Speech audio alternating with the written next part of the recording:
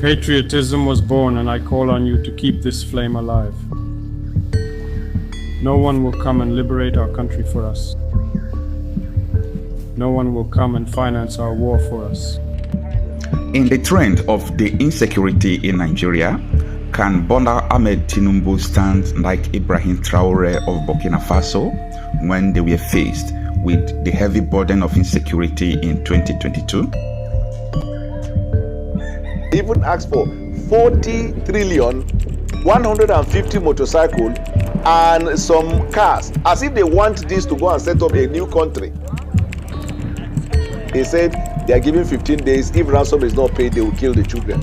15 days is enough time for all of them to be decimated. 15 days is enough.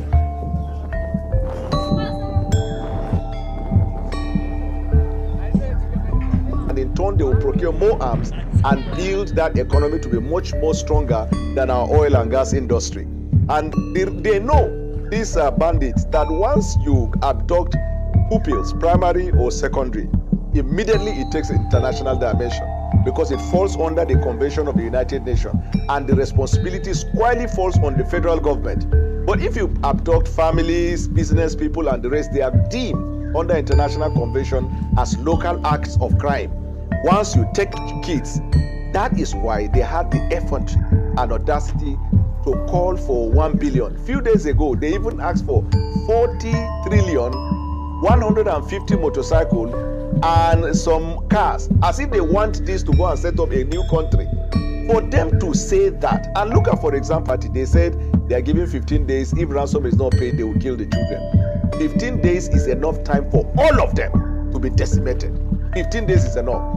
So this is where the question of intelligence comes. All of this investment in the procurement of devices for tracking and tracing, for surveillance and interception, where is it? Where are they? Are they functional? When somebody steals a phone in Nigeria, this law enforcement will geo-track the person and catch him. When a terrorist is involved in a crime, it becomes an issue. So everybody comes to President Bola Ahmed Tinubu and form one narrative so that President Bola Ahmed Tinubu will approve money. But we have not asked the ones that were provided before, what have you done with it? Do you know that the president of Nigeria has not addressed the nation right from the very first day this mass adoption started? In 7 consecutive days, more than 700 children and women were abducted. And this is not the nationwide adoption. This is just from a particular region. When such incident happened and when the burden of security was on Burkina Faso, Ibrahim Traoré in 2022 addressed the nation. A nation cannot be patriotic, the citizens cannot be patriotic if their leaders don't care about their well-being. Bola Ahmed Tinubu traveled to commission an airport about 150 kilometers from where this incident happened. He did not bother to visit the bereaved families and the place where the incident occurred. He went there to commission the airport. It shows how careless he is about the security of lives and property. Now, so many Africans attended Nigerians, copy from other nations how their leaders help their people. Listen to Ibrahim Traoré, how he addressed the nation on the burden of insecurity in 2022. The imperialism that's present, expressing itself in the most violent manner, wanting to wipe us out, to seize our lands by manipulating other Burkinabe people and killing them. The fight has begun. As we have been saying since last year, development is starting now.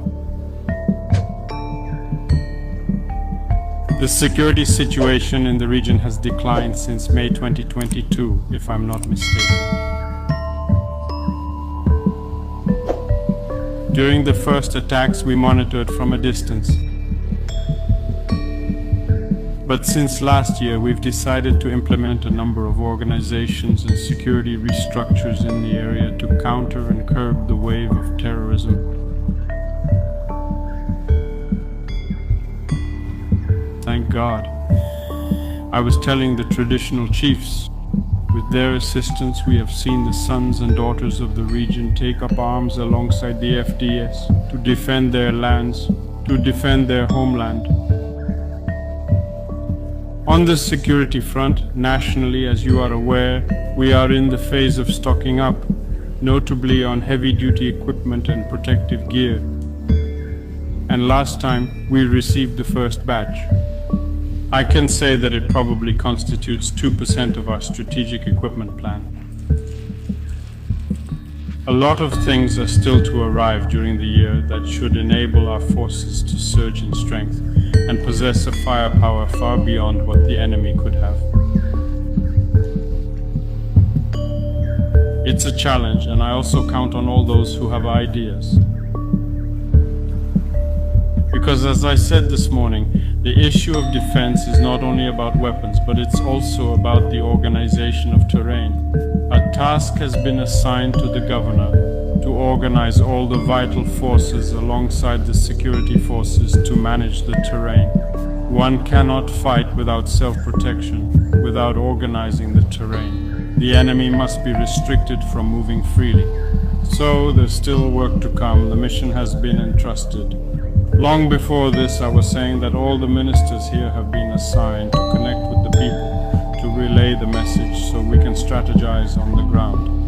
Because this terrorism is currently cornered and we must seize this opportunity to hasten its end.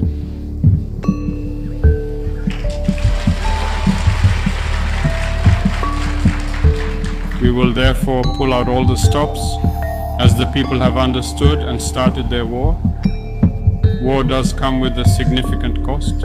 I know many people are curious about what it might cost us, but I am simply asking you to imagine if we have 100,000 men to train each with 100 rounds. It totals over 1 billion rounds just for training. And if you need to acquire a Kalashnikov cartridge that costs $1, consider the amount yourself. And here, I'm not even considering the other equipment or ammunition. War carries a hefty price. Weapons, ammunition, manpower, protection means it all comes with a price. But it is the price we pay for our freedom. And I think the people of Burkina Faso understood this and decided to finance their own war. Thank you very much. Patriotism was born, and I call on you to keep this flame alive. No one will come and liberate our country for us. No one will come and finance our war for us. And we've been telling you, and we keep telling you, that till today, there are states that even when we show up with our own money, refuse to sell to us. Thank God there are many others who have agreed to open their doors to us and sell us anything we want. So we thank all the sincere friends of Burkina Faso who support us and agree to cooperate with us in this fight. We are trying to do two things at once: war and development. It's hard, but with the system of governance we've adopted, it's well possible. It must be recognized, as we said earlier, bad governance has its share of responsibility in the underdevelopment of our country. This means everyone in their departments made an effort to go in the right direction for the common interest, so we can be equipped today. The multitude of local defense volunteers and battalions on the ground have all been fully equipped by Burkina Faso. You may not be able to imagine the cost of equipping a single rapid reaction battalion. I dare not tell you, but we recognize the considerable effort it took to train and equip more than 20 battalions in a year, but we aren't celebrating it. Perhaps we could have done better, but we realize that the country has strengths, potential, if we manage our financial resources well. And with everyone's contribution, it's possible. We could also have developed if this war was not present, if it was properly managed. The money we are investing into the war could have been used for other things, but we're trying to manage both things at once. Anything is possible in Burkina Faso. We don't have the mindset of not being able to do it. We're working to specialize certain sectors. If tomorrow someone thinks that by imposing an embargo on a given food product on Burkina Faso, it will hurt us, we are making sure that in the near future, We will ban the import of this product because we will produce it locally.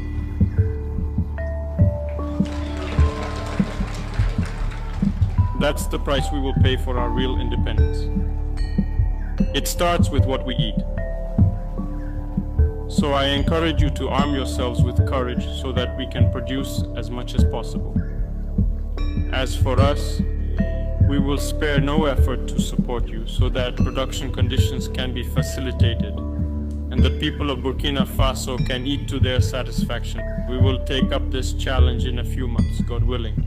So a lot of courage to everyone.